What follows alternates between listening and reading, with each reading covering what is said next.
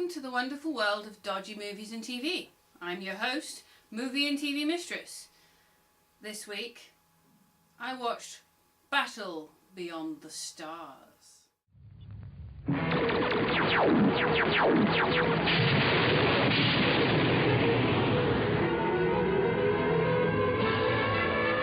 Ruthless invaders, a defenseless planet.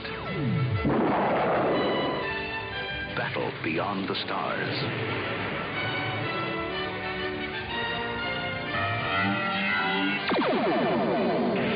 A lone youth escapes on a last-ditch mission that begins at the edge of the universe.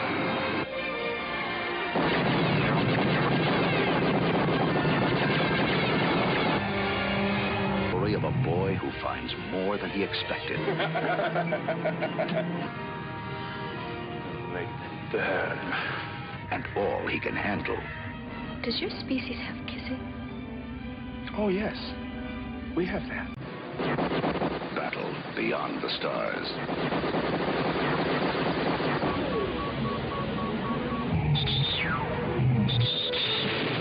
Starring Richard Thomas, George Papard, Robert Vaughn, John Saxon,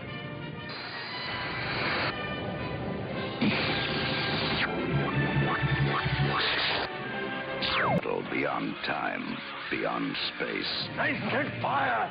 That ends in a desperate gamble. They'll be able to board us. It won't make any difference.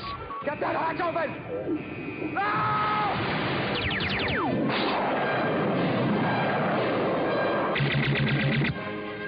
Battle Beyond the Stars. Okay, so Battle Beyond the Stars is basically Roger Corman's answer to Star Wars. George Lucas and his film Star Wars were inspired by Akira Kurosawa. Everyone knows that C-3PO and R2-D2 are inspired by some minor characters from an Akira Kurosawa film. This film, Battle Beyond the Stars, is inspired by two films, specifically The Seven Samurai by Akira Kurosawa and its remake by Hollywood called The Magnificent Seven. So it's an Eastern Western in space. So we have Richard Thomas, you know, John Boy. He'll always be John Boy no matter how old he is, he'll always be John Boy. And he lives on a planet called Akira. The people of this planet are called Akira. Just to make sure you get that it's a reference to Akira Kurosawa, you know. And their planet is being attacked by John Saxon, who's called Sadar of the Malloy. His people are really ugly and he has a weird scar on his face. It kind of looks like a red birthmark. John Saxon, brilliant as a villain, always has been, and very good at being creepy. They've been threatened by Sadar of the Malloy that if they don't, I guess, pay up or do something, he's going to kill them anyway. So he's left some people behind to keep an eye on. Look, it's a planet, but technically it's a village. It's just like Magnificent Seven and Akira Kurosawa's The Seven Samurai. So, village, planet.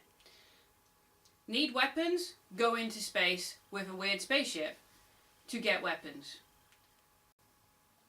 As a kid, when I saw this on a random Sunday morning, as it used to be on, generally on a Sunday afternoon or morning, I had no problem with the look of the ship that John Boy flies. It's a ship to me that looked like a snail when I was a kid. That's what I saw. I saw a snail. It kind of made me think of Neverending Story. As you get older and you introduce it to your husband's first thought when he sees the spaceship is, wow, that spaceship has bollocks. I went, no, look closer, dear, you'll see nipples. Yes, that spaceship has big tits, but not the biggest tits in this film, no. She'll be introduced later. They come across a spaceship, of course because it's in space, with a Confederate flag on the side, piloted by a person who actually claims to be from Earth. So there you go. Earth's in this one. Not like Star Wars. It's not a galaxy far, far away. Apparently it's somewhere near Earth, because we have a ship with a Confederate flag on it, as you do. Pilot is George Peppard, or Hannibal from the A-Team to everyone else in the world. So he has some weapons, because the planet that he was going to deliver them to was destroyed by Sadar the Malloy. And then we are introduced to some very random characters. Basically, they are making up the Magnificent Seven. We have a weird lizard dude, we have two things called Kelvins, because that's a form of measurement of heat, and they communicate in levels of heat. They don't talk, they just basically, when they get close to a girl that they find attractive, they might burn her to death. But, you know, because they're just saying, you're hot. I get it. I guess these could be the comic relief. There's these 5 white guys. Now, I love this scene because it just makes me laugh. Because Richard Thomas this is just the funniest scene in the film. I'll just play it. Okay, what's the big idea?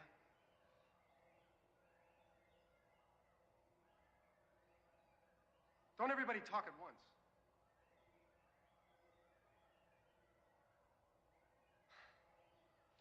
Listen, if I don't get some answers fast, I'm gonna have to use this thing.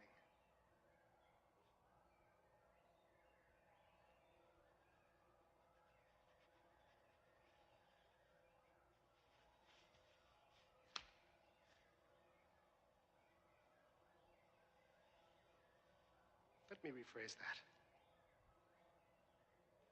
Oh.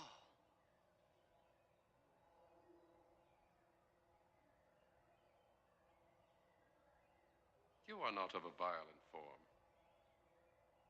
We sense that you did not intend to shoot. You read my mind? Among other things, we have monitored your travels. You are seeking mercenaries for an adventure. We would like to participate. Well, we can't offer much in payment. No need. We are self-sufficient. We are Nestor. All of you? This is but a facet. You're clones. In a manner of speaking, we share identical consciousness. What one sees, all see. What one knows, all know. And all of you want to help us? These 5 facets, yes. 4 of us are required to operate this ship. What about the 5th? We always carry a spare. Thank you. You see, there is only one Nestor, one consciousness. As you might imagine, this has proven very lonely, very dull. We must avoid becoming, we believe you have a phrase for it, becoming bored to death. And then we get, after that,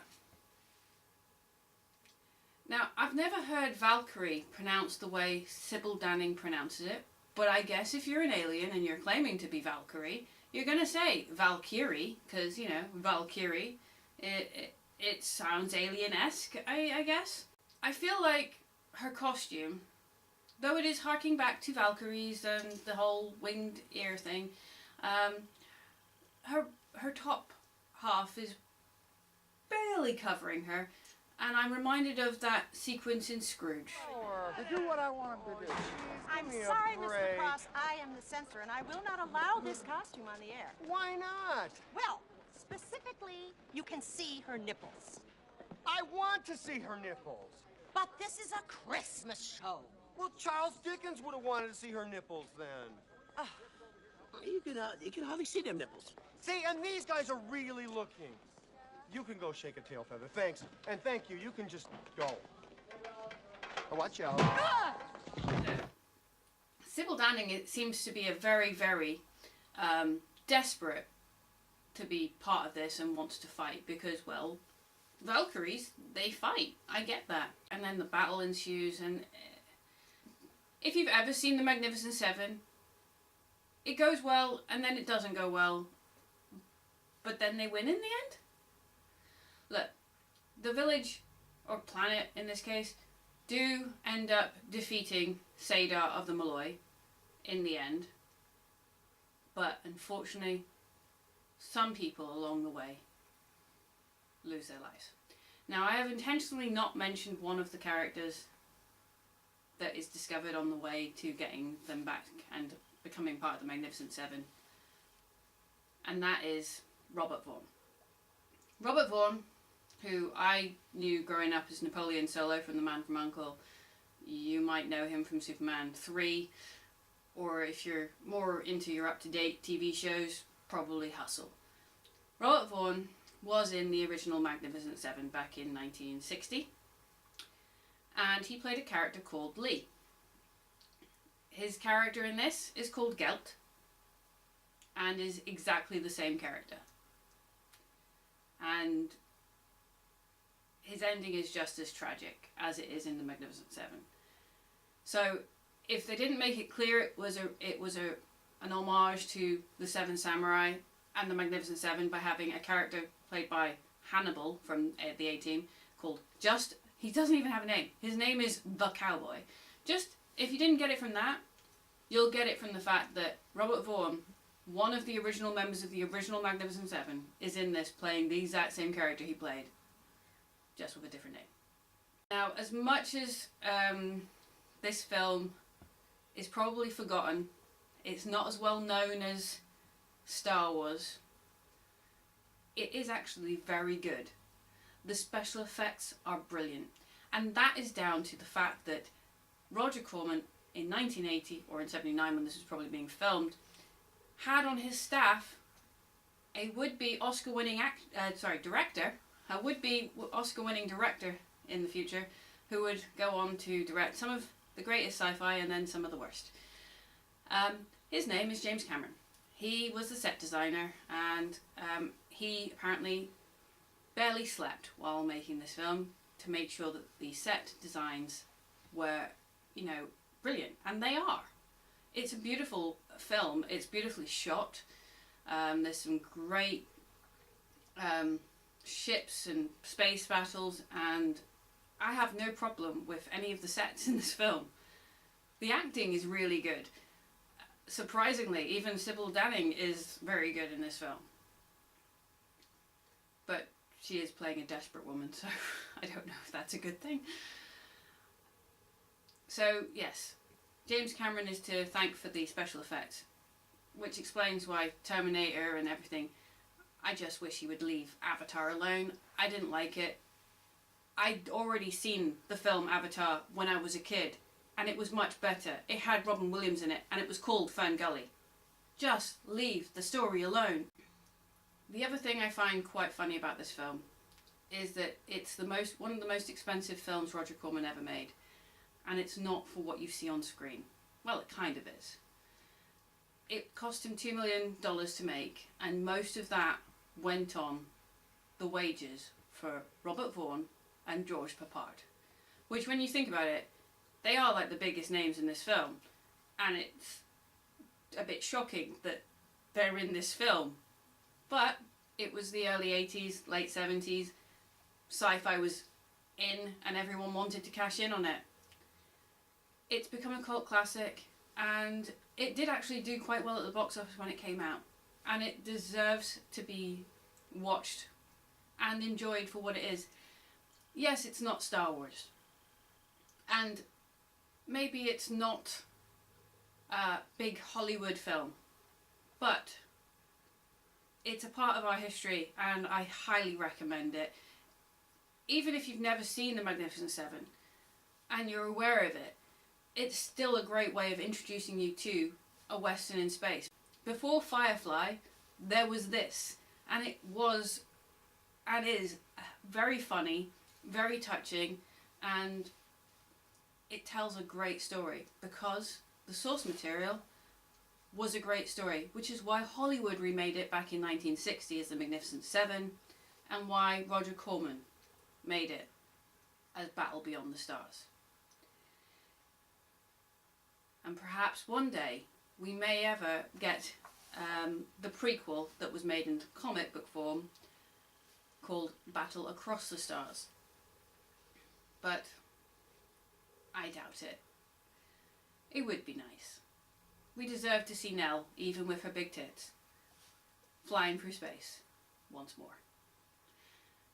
So check it out, and remember what I say, folks. Princess Leia rocks. And, you know, I watch a lot of dodgy movies, but this was worth a watch. And hit that subscribe button. Comment down below. Thumbs up if you liked, or down if you don't. And don't forget to hit that notification bell over there in the corner. And I will see you all again next week for another sci-fi film for our sci-fi month. Bye!